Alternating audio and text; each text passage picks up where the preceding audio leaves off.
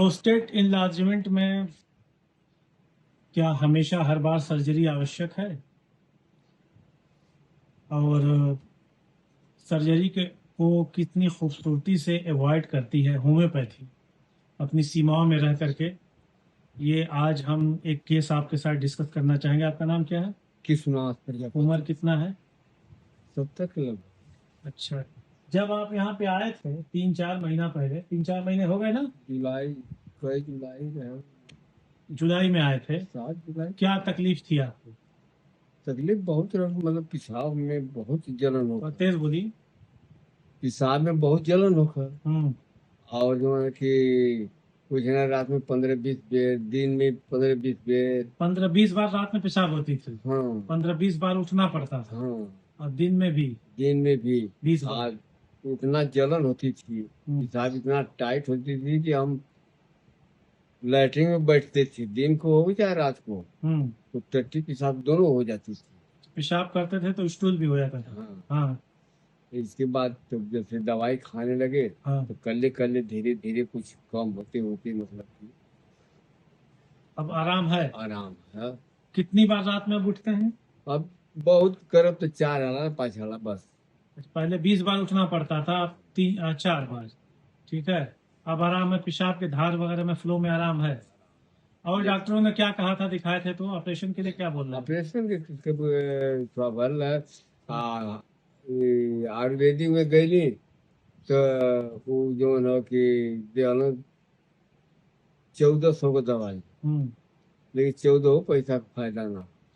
और एलोपैथी में अंग्रेजी डॉक्टरों ने क्या कहा था? अंग्रेजी डॉक्टर ने कहा था कि इसको ऑपरेशन कराना। कहाँ दिखाए थे? हमारे भाईने रहना यहाँ सचिया में। तो वो है मतलब कि कहना कि ऑपरेशन कराना पड़ेगा। तो कोई दिया पार में हमारे बिरादर डॉक्टर हूँ। अब आराम है एकदम? बहुत आराम। ये तो फिजिकल सिम्टम की बात हुई।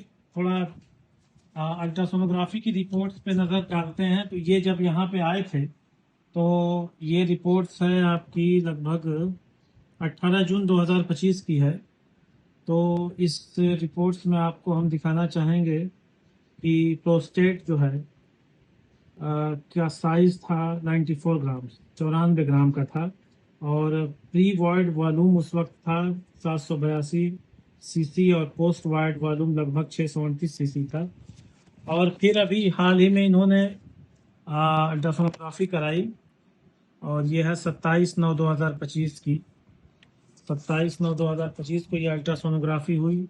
तो इस पे अगर नज़र डालते हैं तो ये काफ़ी सुधार नज़र आता है। ये प्रोस्टेट का साइज 94 से घट के 33 पे आ गया है, 33 पे। और प्री वॉइड वॉल्यूम जो है 319 और पीवीआर 44 पे।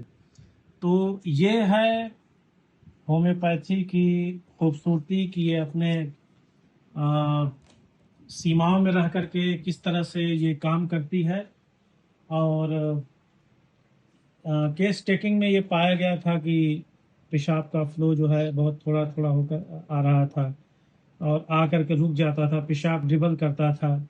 मेंटल लेवल पे वीक मेमोरी देखी गई, बर्निंग प्रेशर और पेनफुल मिक्ट्रेशन था। गोनोरिया की भी इनको कंप्लेन थी और साथ साथ साइकोटिक मियाज्म के व्यक्ति हैं।